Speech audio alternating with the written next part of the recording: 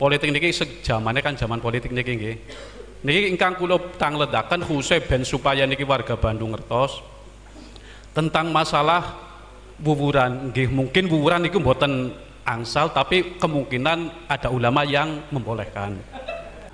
Dan niki teng mriki masalah wuwuran apa memberi uang, hukum wuwuran niku kepripun? Kemungkinan niki pendapat, kemungkinan pertanyaan dari saya. Khususnya bagi warga masyarakat kados niki tentang politik niki badal niki caleg pinten mawon enten 6 enten 7 enten 15 pokoke kabeh duit 50.000 100.000 kabeh tanpa nikah.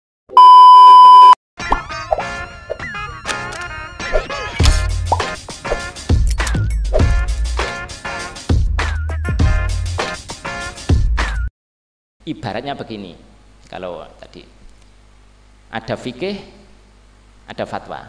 Fikih itu kalau bisa diibaratkan itu seperti soidaliyah. Apa soidaliyah? Apotik.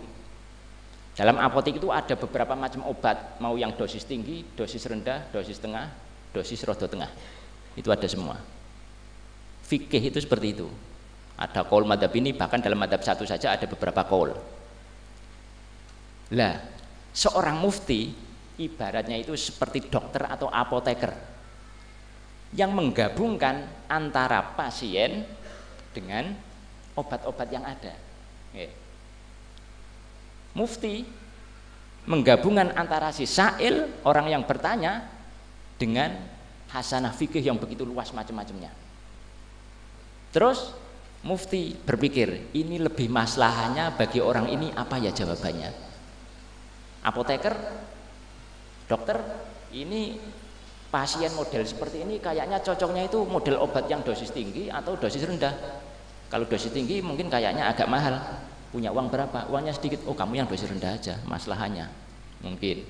Atau mungkin dia punya penyakit-penyakit yang lain, nanti kalau dosis tinggi bisa akan menjadikan efek samping yang macam-macam. Oh, berarti yang dosis rendah saja.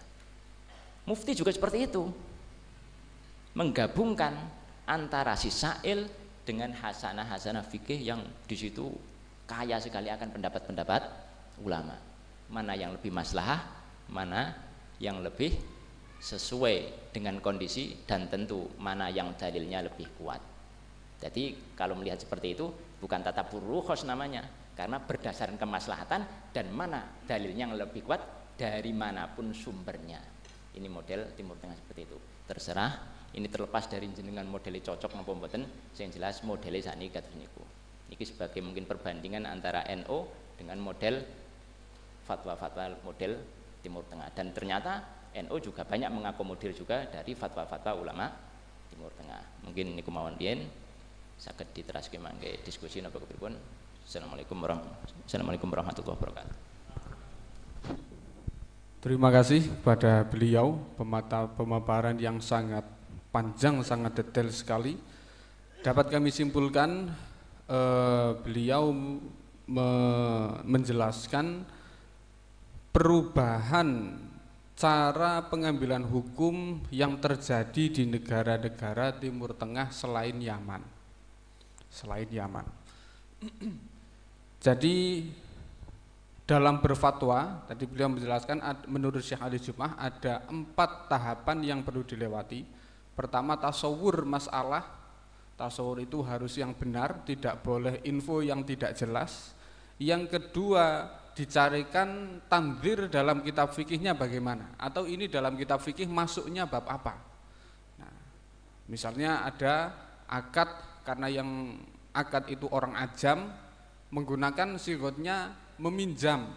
Nah, misal minjam pulpen, lah itu kan hakikatnya bukan minjam karena isinya berkurang, maka dicarikan dalam bukan bab i'arah karena tidak pas. Nah, selanjutnya di daftar hukum tentang permasalahan ini, kalau khilaf ada apa saja khilafnya. Setelah itu yang terakhir yaitu pengambilan pemilihan fatwa. Ini yang berdasarkan maslahat, harus melihat maslahat. Kemudian beliau menjelaskan bahwa ada kategori ijtihad baru dari sudut pandang baru yang dikemukakan oleh ulama kontemporer, yaitu ijtihad intiqai dan juga insya. Ijtihad intiqai itu contohnya adalah atau ijtihad inqiyai adalah menyeleksi atau menyaring qaul-qaul dari berbagai madhab fikih, kemudian diambil yang paling maslahat dengan masa sekarang apa. Contohnya yang baru terjadi beberapa bulan yang lalu adalah ramai soal fatwa khitan perempuan. Nah, itu Syekh Ramadan Al-Buti dulu pernah memfatwakan haram, dan juga Lajnah Darul Ifta Mesir juga sudah memfatwakan haram karena melihat maslahah itu intiqai.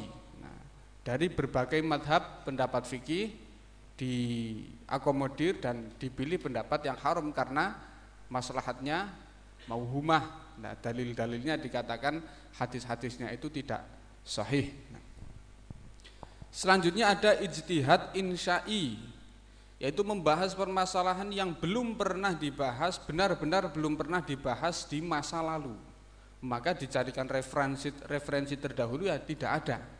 Akhirnya terpaksa untuk melakukan ijtihad. Ada juga yang gabungan antara insya dan juga intiqo. Contohnya beliau contohkan tadi dalam wasiyah wajibah. Nah, dalam wasiyah wajibah ini termasuk membahas hak waris cucu. Hak waris cucu ketika seseorang punya 2 orang anak, misal yang satu sudah punya anak, yang sudah punya anak ini meninggal. Nah, terus kakeknya cucu ini meninggal, cucu ini mahjub oleh pamannya. Nah, padahal masih belum mapan dan seharusnya lebih butuh santunan. Nah, ini mengambil dari qaulnya madhab Zahiri yang wasiyah bagi mayit itu wajib. Nah, makanya meskipun tidak wasiat dihukumi berwasiat, berdasarkan pada ayat kewajiban wasiat intaroka khairanil wasiyah. Nah, tapi menurut ulama jumhur ayat itu dimansuh oleh ayat waris.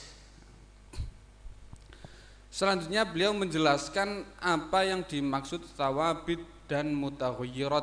Tsawabit itu adalah dalil yang qat'iyyul wurud wad dalalah. Dipastikan wurudnya, dipastikan itu valid, tidak ada tahrif, tidak ada tabdil. Contohnya Al-Qur'an semuanya qat'iyyul wurud, dan juga hadis-hadis mutawatir. Dan juga qat'iyyud dalalah. Qat'iyyud dalalah artinya maknanya itu pasti, tidak ada takwil. Tidak ada ruang takwil. Contoh ayat-ayat hudud. Ayat-ayat hudud seperti rajam, seperti qat'ul yad bagi pencuri, itu qat'iyyul wurud wad dalalah. Maka di NU itu tidak pernah ada menggugat keputusan seperti itu, tidak pernah ada. Meskipun belum mampu menerapkannya, tapi tidak digugat karena itu termasuk tsawabit. Lalu mutaghayyirat ini apa? Mutaghayyirat ya yang selain tsawabit. Pokoknya yang selain qat'iyyul wurud wad dalalah. Misal qat'iyyul wurud tapi dhanniyud dalalah, seperti kebanyakan ayat-ayat Al-Qur'an, atau dhanniyud wurud wad dalalah. Nah, hadis-hadis yang tidak mutawatir, yaitu hadis ahad meskipun sahih, tapi kalau tidak mutawatir itu masih dalam taraf dhanniyul wurud wad dalalah. Nah, baik hadirin yang saya hormati, demikian pemaparan dari 2 narasumber kita. Selanjutnya kami buka ruang diskusi bagi para hadirin yang ingin memperjelas tentang materi yang disampaikan atau menyampaikan ketidaksetujuannya. Monggo kami persilahkan, langsung mawon angkat tangan, atau ada yang memiliki usul, ini seharusnya rumusannya kurang lengkap, ditambahi ini, monggo. Intinya yang ingin urun rembuk ikut berpendapat, monggo kami persilahkan.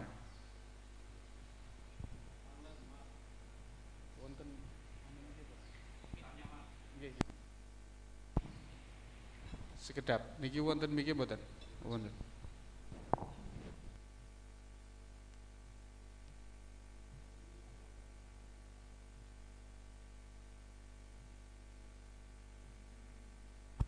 Langsung kemauan niki nggih, Gus. Niki masalah acara sore niki napa niku? Dhawabitul istinbat Nahdlatul Ulama dalam bidang sosial dan politik. Ya alhamdulillah pada sore ini kita diberi diberi masukan, diberi ilmu yang sangat panjang lebar, ya kemungkinan ya nasi mudeng nasi ora ya mbuh bodohan, pokoknya alhamdulillah ya sifat-sifat yang mudeng. Lah niki teng mriki niki napa niki kula ingkang badhe tangledaken mboten masalah sing disampaikan jenengan wau, kula mboten kadang akeh sing ora mudenge nggih sebab. Lah niki tentang masalah bidang sosial dan politik. Niki sing tangledaken niki masalah politik. Nggih nyuwun sewu kemungkinan menyimpang dari masalah niki nggih. Politik niki sejamane kan zaman politik niki nggih. Niki ingkang kula tangledaken khusus ben supaya niki warga Bandung ngertos tentang masalah wuwuran. Nggih mungkin wuwuran niku mboten angsal tapi kemungkinan ada ulama yang membolehkan. Kemungkinan. Dan niki teng mriki masalah wuwuran apa memberi uang khususnya kemungkinan dari hukum wuwuran niku kepripun kemungkinan niki pendapat kemungkinan pertanyaan dari saya dari kemungkinan dari napa niku dari kaum napa Syekh Fuqara wal Masakin niku wuwuran mungkin diartikan niku santunan kemungkinan nggih bagi fuqara wal masakin kemungkinan santunan. Nah kemungkinan dari kaum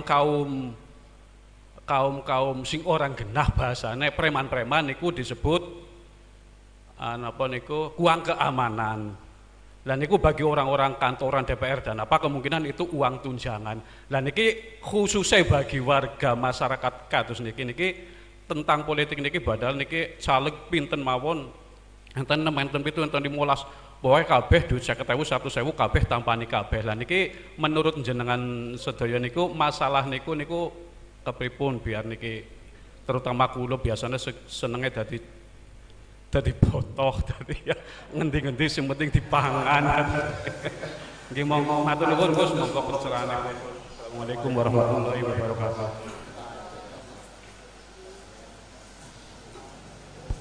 Monggo lindune wonten malih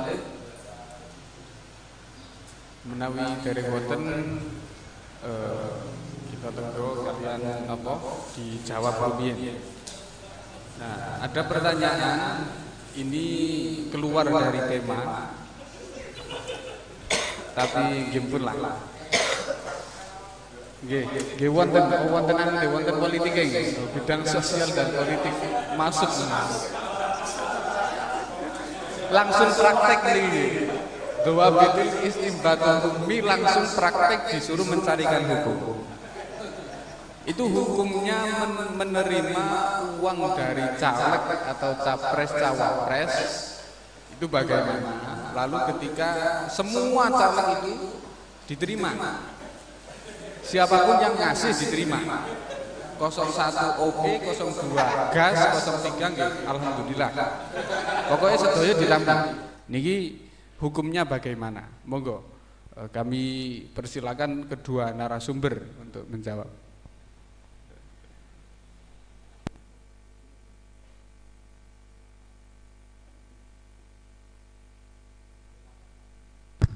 Pertanyaannya politis banget. Jadi bagaimana hukum menerima serangan fajar? Nonton guys, simpelnya. Saya coba jawab benolok kanggone ini. Saya coba jawab dengan doa bitul istimbat ala Nahdlatul Ulama. Bahwasanya hal itu sudah membudaya dan mentradisi. Ya kan? Apakah itu harus diakomodir? Kira-kira ngoten. Maka dengan doa bitul istimbat ala NU ternyata tradisi yang demikian tidak bisa diakomodir karena itu sudah sabitah bahwa menerima riswah itu haram.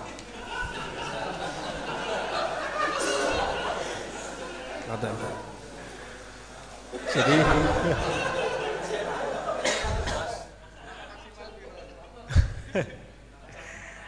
karena begini,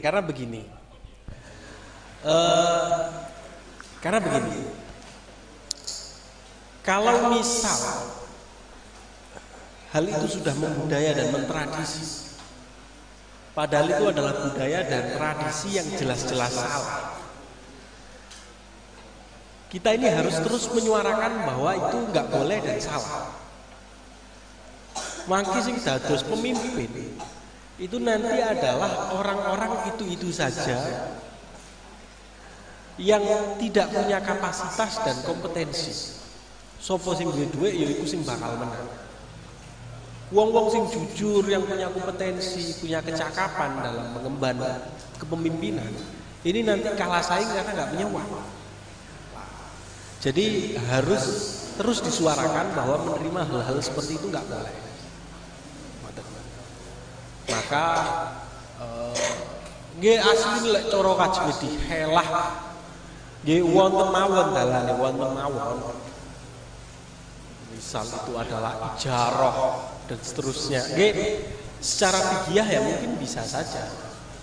Tapi bahwasannya hal seperti itu mengandung satu madorot yang besar, itu sudah nggak terelakkan lagi. Maka kalau dari kula pribadi, ampun ditampi wak matos rezeki liyane mawon.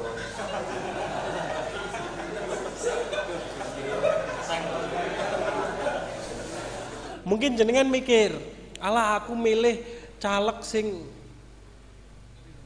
hebat, yo ora bakal dadi wong caleg ora duwe duit misalnya. Caleg sing bagus tapi calegnya orang duit ya orang bakal dadi. Tapi setidaknya bahwa itu menentukan posisi jenengan, bahwa jenengan ini berada di kebenaran. Aku ada di kebenaran. Satu cerita tenggene kitab tafsir Sawi ini, tenggene surat Ibrahim nalikane jelasaken Nabi Ibrahim dilempar ke dalam api. Wonten semut. Semut niki cilik kan Pak. Semut bekto cebok, bekto tuyul. Nyiram genine Nabi Ibrahim. Akhirnya ditangleti kali malaikat.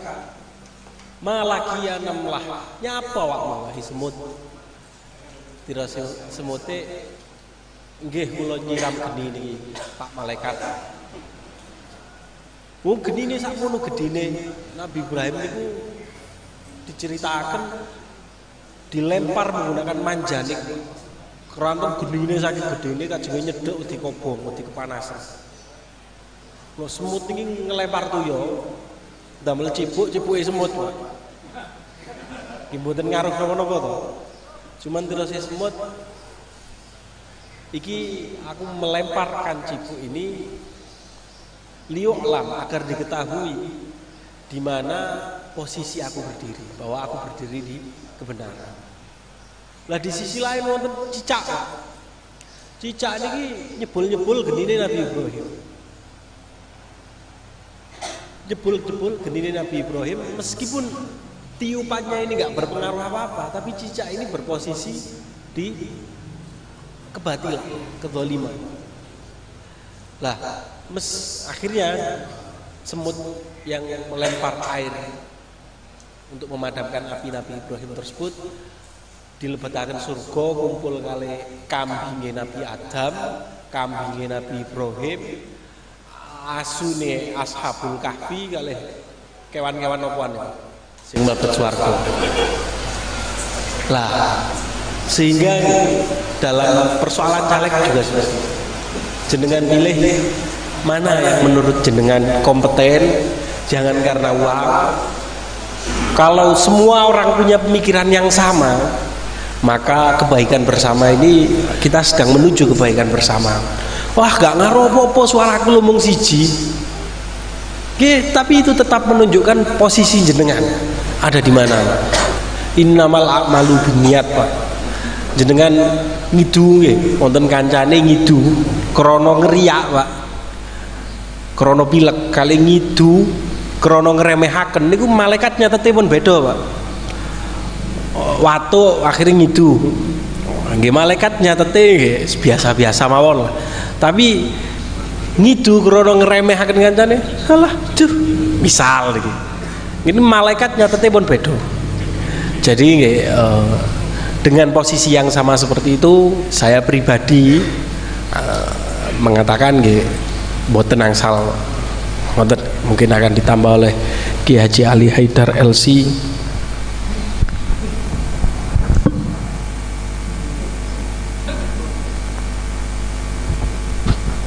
Bismillahirrahmanirrahim. Allahumma sholli ala Muhammad. Pertanyaannya sensitif tapi perlu dikomentari.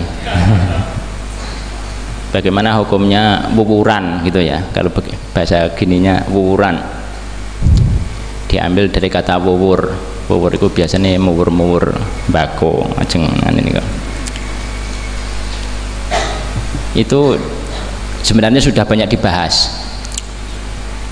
secara hukum negara. Ini ada yang bagian panwas kan mestinya ini boleh nggak wuwuran seperti itu? Nggak boleh ya kan? Peraturannya juga nggak boleh. Terus bagaimana pandangan fikih? Ini pernah ditanyakan dalam Darul Ifta. Oh, ini kan karena tadi temanya Darul Ifta. Ini langsung saya bacakan saja. Syira'ul aswat al-intikhobiyah wa amalus sama siroh fiha. Jual beli suara untuk pemilihan dan pekerjaan maklar-maklarnya.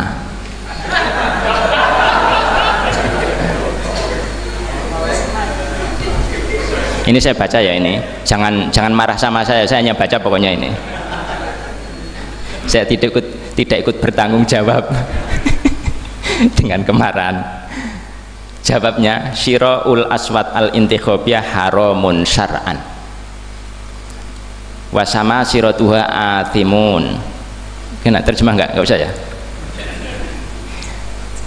Jual beli atau membeli, jual belilah suara-suara dalam pemilihan-pemilihan itu, entah itu pilpres, pilbub, pilgub, pilek dan lain sebagainya, itu hukumnya haram semua. Wasama siratu atimun, maklar-maklarnya juga ikut dosa.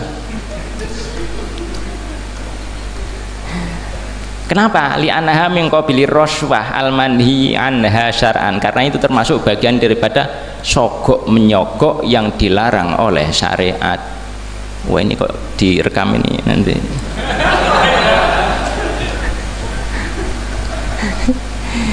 La'ana Rasulullah SAW ar-roshi wal murtasi wal ro'is, yakni alladhi yamsi bainahuma. Ini biasanya taunya roshi murtasi saja ya, ternyata ada tambahan ro'is, bisin besar, bukan sin kecil. Apa? Alladhi yamsi bainahuma, makelare lah nek cara saiki. Jadi yang dilaknat itu enggak hanya rosi dan murtasi, roise juga ikut itu. Dah. Hukum asal dalam tarseh pemilihan intikhob itu mestinya dia aminan fi nafsi shadiqon fi wa'dihi. Dia itu mestinya yang bisa dipercaya, jujur dalam janji-janjinya, sehingga pemilih itu benar-benar dari hati nurani, bukan karena dipengaruhi oleh amplop, bukan dipengaruhi oleh amplop. Wala yajuzu lahu ayastakdima amwalahu fi tahqiqi agrodi al-intabi bi ta'ri al. Tidak boleh bagi caleg-caleg itu menggunakan harta untuk merubah pikiran hati nuraninya, karena itu nanti mafsadahnya besar kalau itu dibolehkan. Ini fatwa secara umum ya, ini nanti kalau ada yang ijtihad sendiri dengan kasus-kasus sendiri ini berbeda, karena fatwa bisa berbeda memang, tinggal kitabnya gitu ya. Ini kayaknya ada yang nggak cocok ini kayaknya ini. Dah, intinya seperti itulah. Bagaimana hukumnya mengambilnya? Wa akhdul mal aidon haramun. Di sini ini fatwa Darul Ifta ini. Dah gitu aja. Mungkin yang jelas gini.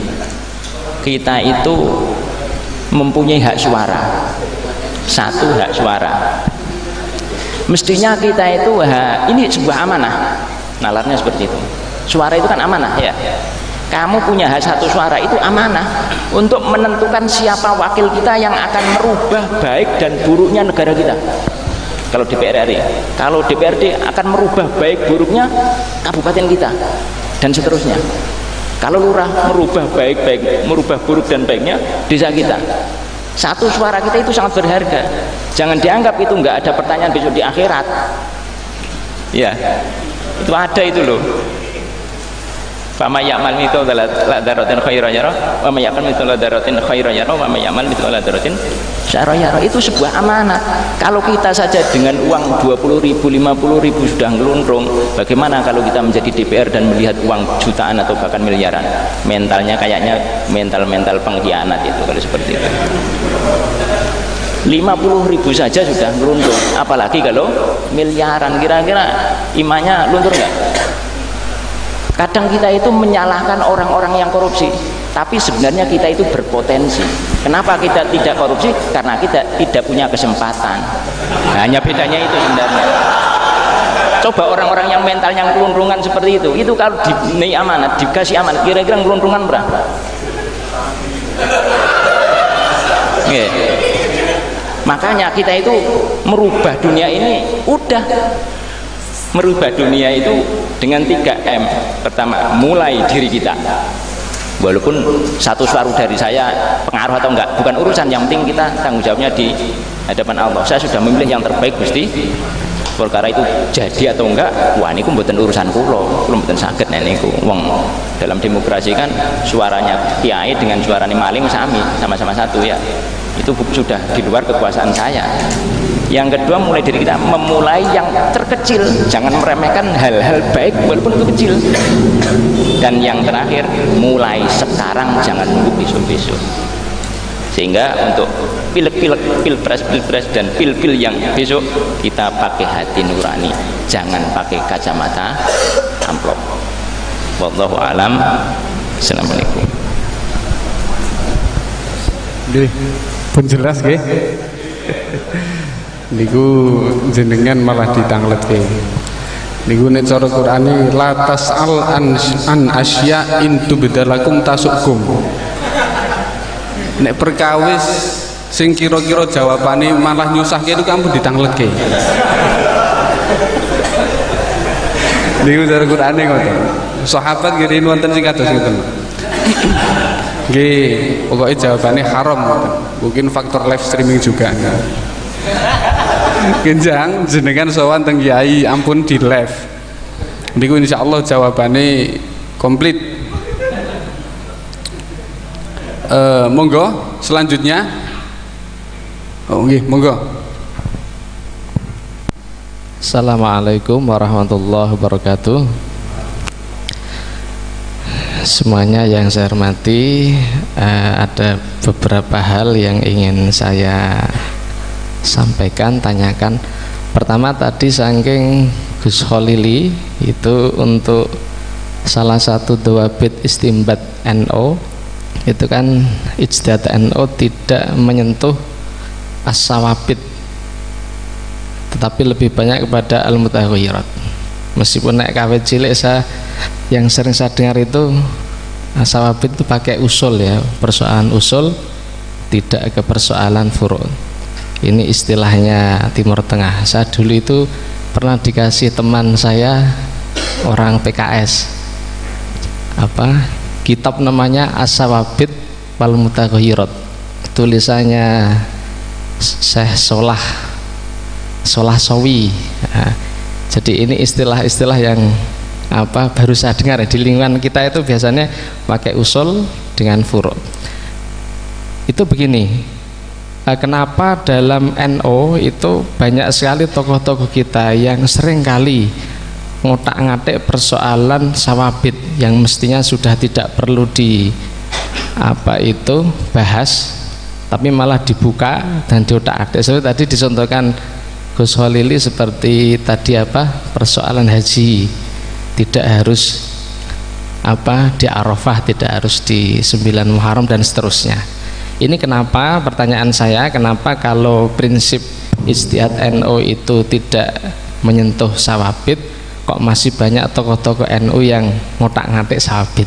Ini bagaimana? Apakah keluar dari dawabit itu sendiri atau mungkin punya dawabit yang lain? Nah, itu satu.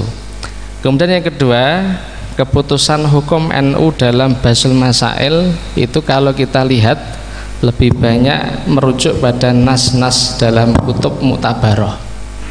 kemudian dipilih qaul rajih. Padahal kalau kita amati tadi yang disampaikan ada 6 dhawabit itu kan menjadikan kita kolo-kolo ya perlu keluar dari teks kutub mutabaroh atau tidak usah menggunakan qaul rajih. Tetapi pertanyaannya panduan kita bagaimana untuk agar tidak merujuk kepada qaul rajih pakai dhaif yang penting ono qauli lah gitu. Tetapi kita tidak menyalahi atau dasar yang kita pakai 6 dhawabit itu pas. Kan jangan-jangan kalau kita tidak cukup modal nanti bisa hanya menurut perspektif kita. Jadi panduan kita bagaimana untuk meninggalkan qaul rajih tetapi bisa selamat. Nah, kemudian ketiga, ini tadi Gus Ali sempat nyinggung masalah versi ulama Timur Tengah sama NU, ada sedikit pergeseran. Kalau versi Timur Tengah itu prinsipnya mana qaul yang mudah dan maslahah itu yang kita pilih. Dan kuat dalilnya. Ya. Jadi mana yang mudah dan maslahah, ndak meskipun qaulnya dhaif. Nah, saya zaman Kiai Wahib masih eksis di LBM kan yang penting itu dalam kitab Al-Bahrul Amik sering asal ada qaulnya meskipun dhaif ndak apa-apa, yang penting maslahah mudah untuk umat. Nah, itu kita pilih. Ini bagaimana ini kita menyikapi itu versi Timur Tengah dengan versi kita NU yang lebih kenceng kepada qaul rajih itu sendiri. Saya teringat ketika Basul Masail di PWNU masih ada Gus Wahid Zuhdi sama Kiai Anik itu, setiap ada mubahis kok melontarkan referensi seperti Al-Fiqhul Islami itu di PWNU Jawa Tengah masih nggak begitu dipakai itu. Nah, ini menyikapi itu bagaimana? Terus begini, termasuk kemarin terkait dengan keluar dari madhab Syafi'i agar kita tidak Syafi'i sentris. Kenapa kemarin ketika membahas Karmin ya, pewarna dari serangga itu, PWNU Jawa Timur kok lebih memilih yang mengatakan najis sehingga haram. Kenapa tidak langsung ngambil qaulnya Imam Malik yang mengatakan hasarot itu suci dari awal, sehingga kan lebih mudah, lebih maslahah. Ini monggo dipun tanggapi. Kemudian yang terakhir ini untuk Gus Ali ini. Tadi Gus Ali bola-bali bahas masalah mufti baik gitu. Bahkan sampai di LBM kemarin beliau nge-share, monggo daftar diklat mufti ngoten. Ini pertanyaan saya begini, di NU itu sebenarnya ada nggak ulama kita yang selevel mufti? Mbok yo nanti ngumpul dibikin satu seperti di Mesir Darul Ifta gitu, biar tidak perlu ono Basul Masail. Jadi Basul Masail bagiannya santri-santri ngusing mufti-mufti. Nah, kita kira-kira bisa nggak seperti itu ulama NU kita sampai level mufti, sehingga ada pergeseran yang tadi rujuknya itu ke Basul Masail yang masih pendapatnya macam-macam, bisa PBNU bisa dikomplain oleh Ranteng dan seterusnya, bisa diatasi lewat Darul Ifta'nya NU misalnya seperti itu. Ya, terima kasih, itu saja. Terima kasih. Assalamualaikum warahmatullahi wabarakatuh. Langsung saja 4 pertanyaan, 2 untuk narasumber pertama, 2 untuk narasumber kedua. Untuk narasumber pertama, untuk Gus Khalil, yang pertama, kalau dijelaskan sudah ada Dhawabitul Istinbat dalam Nahdlatul Ulama, kenapa masih ada beberapa tokoh NU yang tidak menggunakan pakem itu, yaitu dengan mengotak-ngatik persoalan sawabit. Yang kedua, dalam Dhawabitul Istinbat itu disebutkan bahwa dalam mengambil keputusan itu perlu juga mempertimbangkan dampak hukum, maslahatnya bagaimana. Nah itu, tapi kenapa yang berlaku itu justru banyak seperti kalau tidak menggunakan qaul rajih itu tidak mantap. Nah kemudian sebenarnya dalam Dhawabitul Istinbat dalam NU itu persyaratan menggunakan qaul yang dhaif itu bagaimana? Nah, persyaratannya bolehnya bagaimana menurut dhawabitul istinbat itu? Untuk narasumber kedua, yang pertama itu bagaimana mengompromikan atau sudut pandang panjenengan bahwa di Timur Tengah itu kadang ya fatwanya menggunakan qaul dhaif. Nah, yang penting ada qaulnya. Nah, ini bagaimana jika dikorelasikan dengan dhawabitul istinbat yang ada di Nahdlatul Ulama? Kemudian yang terakhir itu sebenarnya ada atau tidak ulama NU yang sudah mencapai darajatul ifta, sudah sah menjadi mufti. Nah, sebenarnya ada atau tidak? Kenapa kok kita harus jauh-jauh ke Mesir belajar fatwa kalau di NU itu memang sudah ada? Monggo kami persilakan pada dua narasumber.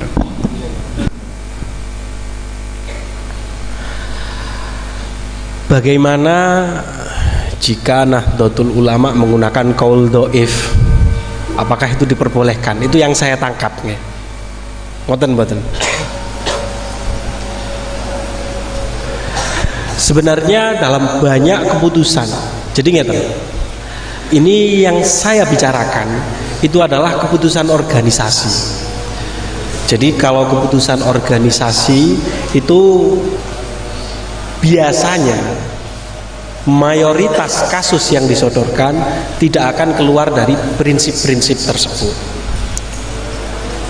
Maka ketika ada person NU tidak mengikuti keputusan organisasi,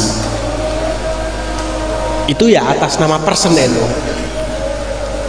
Ketika ada personal NU mencoba mengutak-atik persoalan sawabit, yaitu dia pribadi, boten atas nama organisasi.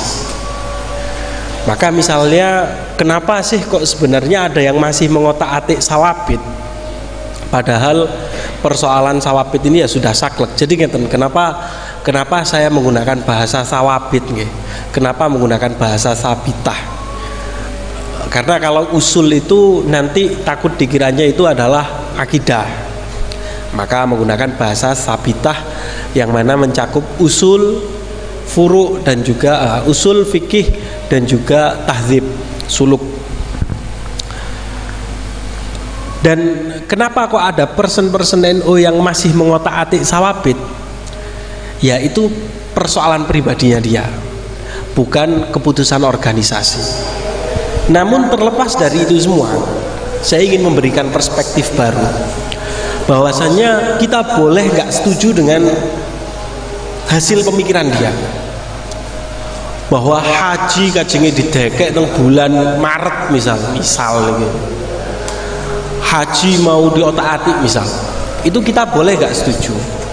Akan tetapi kalau saya pribadi, saya sangat salut atas pandangan visionernya, bahwa ada beberapa hal yang sifatnya sabitah. Ini kalau nggak segera dicarikan solusi, ini bisa berbahaya. Akan terjadi satu problem kemasyarakatan yang akan menumpuk-numpuk, terlepas bahwa hasil keputusannya ini tidak bisa kita terima. Namun kita menghargai, saya pribadi menghargai bagaimana pandangan visionernya. Seperti yang saya sebut tadi, kiai, ulama, doktor Kiai Haji beliau ini ingin naruh bulan haji 12 bulan penuh, mohon maaf. Ini jelas kita sebagai orang NU yang nggak nerima. Namun ketika beliau menulis itu tahun 2001, tahun 2013 tulisan beliau nggak punya medsos, nggak punya apa, direview oleh Jamal Al-Banna. Terlepas bahwa Jamal Al-Banna bukan ulama, si ulama ya Hasan Al-Banna. Direview oleh Jamal Al-Banna dan diakui, wah itu tulisan keren, visioner sekali, saya pengen kenal ini sama yang nulis ini. Seperti itu. Jadi kenapa kok masih diotak-atik? Itu pribadinya saja, bukan keputusan organisasi. Terus kemudian mengenai pertanyaan kedua, bahwa persoalan qaul dhaif di dalam Fatawa Madaniyah atau mungkin di dalam Bahrul Amik itu sebenarnya qaul sedhaif apapun di dalam mazhab Syafi'i itu boleh dipakai selama diketahui qailnya siapa. Niku kama huwa maklum bahwasanya ya di dalam NU sendiri dalam keputusan organisasi beberapa kali memakai qaul dhaif. Ya karena sanad-sanad ulama kita itu juga bersambung kepada Syekh Muhammad bin Sulaiman Al-Qurti mu'alif Fatawa Madaniyah, yang mana beliau mengatakan sedhaif apapun boleh dipakai. Beliau mengutip, tapi beliau wa aqarrahu naqalahu wa aqarrahu, kira-kira seperti itu, bahwasanya qaul dhaif apapun di dalam mazhab itu boleh dipakai qadhaan wa iftaan. Itu mungkin jawaban dari saya mengenai dua pertanyaan. Kalau diizinkan, saya juga ingin menjawab pertanyaan yang diaturkan kepada Kiai Haji Ali Haidar LC. Ada nggak sih ulama kita yang sederajat dengan mufti? Ngoten nggih. Kalau diperbolehkan, saya ingin menjawab bahwasanya ada banyak. Lek gak nemu ya dolane kurang adoh. Kalau nggak nemu ulama kita yang sederajat dengan mufti yo koncone yo isi kuwi kuwi wis, berarti dolane kurang ada. Misal saya menemukan almarhum Dr. Kiai Haji Masyhuri Naim, salah satu rais syuriah pengurus besar Nahdlatul Ulama, sudah meninggal. Sak ngalim-ngalime wong niku, Pak. Kula kandhani jenengan. Beberapa kali diskusi misal juga iku ono ning kitab iku. Pendet kitab itu nggriane catatan tok, Pak. Ini bukan kitab-kitab hadis yang memang perlu untuk dicatat, bukan syuruhul hadis, bukan kitab-kitab tafsir. Model-model Hasyiah Syarwani, wah penuh, Pak, catatan tok. Niku beliau niku mondoke niku teng Saudi. Wangsul niku kitabe dibekto kontainer kapal niku. Dan itu penuh dengan catatan semua. Melihat sendiri, tahu sendiri bahwasanya beliau maos tolaah kitab niku. Beliau daleme wonten Jakarta. Lajeng misal ya menurut saya beliau sudah ada di Darajatul Mufti seperti yang ada di kitab-kitab. Kita membaca beberapa syurutul mufti di kitab-kitab. Menurut saya ya beliau pantas sudah. Ning tutuk kiai gede. Karena ya kiai gede jelasno syaratnya wudu mun saged dadi kiai gede, Pak. Mboten saged viral jelasaken syarat rukune wudu, khilaf Ibnu Hajar war Romli. Kalau Kiai Ali Haidar tadi menyebutkan misal apakah syarat mufti ini harus begini-begini, mengetahui dan dalil-dalilnya, ya saya rasa beliau juga termasuk golongan itu. Lajeng misal kita melihat juga Kiai Zainal Mustafa Bangilan. Misal juga di Pasuruan sendiri,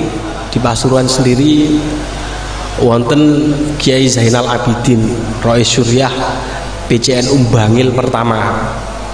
Rais Syuriah beliau wakil Tanfite ketua Tanfite Mbah Wahab. Kula dolan teng griyane beliau di cucunya sekarang sudah aliran sebelah sayangnya. Niku kula tingali beliau nggak ada karangan kitab sak tumpuk, Pak. Sak tumpuk. Karya pribadi, karya sendiri, dan nggak pernah dipublikasikan. Krono yugane ngapunten pun aliran sebelah. Misal di Pasuruan lagi ada Kiai namanya Ki Fathul Muin pun sedo, Pak. Beliau nggak ada kitab tafsir Al-Quran kamilan wolum jilid, sik tulisan tangan, Pak. Mboten nanti dibuka wong, Pak. Beliau punya kitab Faraid 8 jilid juga masih tulisan tangan dan banyak. Misal kalau kita ke Aceh, wah niku nggih wong alim, Pak. Kebetulan sering ke Aceh. Jadi ya lek diarani kiai-kiai kita apakah sudah ada di Darajatul Fatwa, lek dijawab mboten nggih dolane kurang adoh mboten mawon, Pak. Nggih saya kembalikan kepada moderator.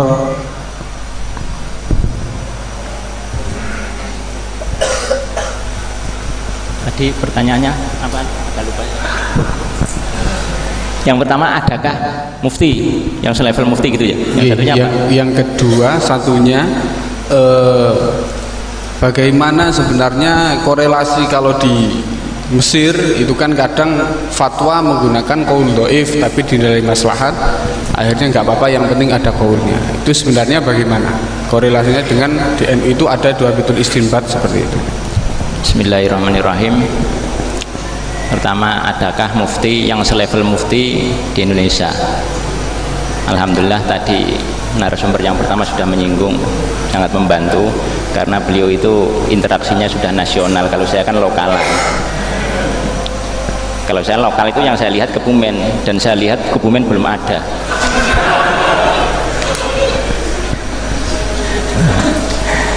Sak ngalim-ngalim Ustaz Didik kayaknya belum ini kayaknya.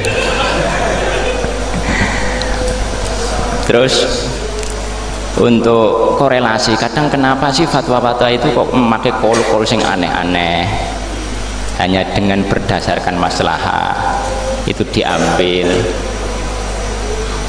Ya karena mufti-mufti itu tahu langsung sumber dalilnya, langsung dikaji sampai sumber dalilnya, tidak hanya membahas qaul dan qaul, langsung ini referensinya dari ayat apa, dari hadis mana, tahu alurnya. Ulama yang ini referensinya ini, cara memahaminya begini. Ulama yang ini kan ada muqaronah bainal madzhab, itu dikaji. Bagi orang yang sudah mengkaji, tahu alur dalilnya ini penguatnya begini, kelemahannya di ini, seperti itu dalam muqaronah dalil itu, sehingga tahu alurnya ini. Ibaratnya bahasanya apa nggih? Boten taklid tapi ittiba, mengikuti dengan mengetahui dalil, itu namanya ittiba ya. Kalau taklid itu mengikuti tidak tahu dalil, beda ya, beda. Sehingga karena tahu alur dalilnya, ini dari ini, cara memahaminya yang seperti ini, yang ini seperti tadi apa, kutiba alaikum idza hadara ahadakumul wasiat, itu kalau versi yang kebanyakan itu mansuh, tapi versi dhairiyah kata siapa mansuh? Ini pemahamannya seperti ini. Jadi tahu, oh cara berpikirnya begini. Akhirnya ikut mikir, ikut-ikutan mikir. Oh ternyata cara berpikirnya seperti itu. Saya pernah dulu itu waktu ujian ada materi waris faraid. Itu kalau di sana kan dikaji sak dalile. Kalau warisan itu ternyata dalilnya orang pati akeh banget. Kayaknya cuma 4 ayat, 4 atau 3 ayat tambah beberapa hadis. Sehingga kalau menguasai kitab itu rasanya kaya jadi mustahid rasanya. Ngerti alur dalil. Oh Sayyidina Umar Gorowen alasan seperti ini. Tahu dalil ayat yang ini. Rasanya ya mungkin seperti ini, mungkin rasanya jadi mustahid koyo. Maksudnya apa? Saya bukan seperti itu, maksudnya para mufti-mufti itu yang benar-benar mufti beneran itu tahu alur dalil. Benar-benar tahu alur dalil.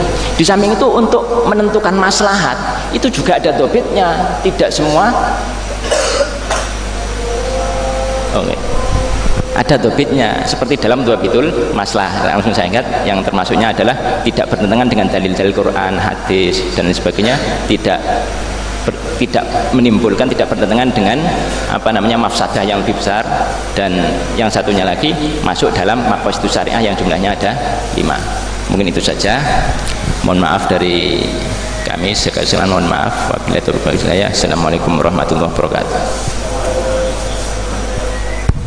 Alhamdulillah 4 pertanyaan 5 berarti total sudah terjawab semua. Mohon maaf tidak bisa kami simpulkan jawabannya karena keterbatasan waktu. Alhamdulillah acara halaqah fikih peradaban pada sore hari ini dapat kita laksanakan tanpa halangan suatu apapun. Dari awal hingga akhir kami selaku moderator mohon maaf apabila ada tutur kata yang kurang berkenan di hati panjenengan semua. Akhirul kalam wallahu muwaffiq ila aqwamit thoriq wal afu minkum wassalamualaikum warahmatullahi wabarakatuh.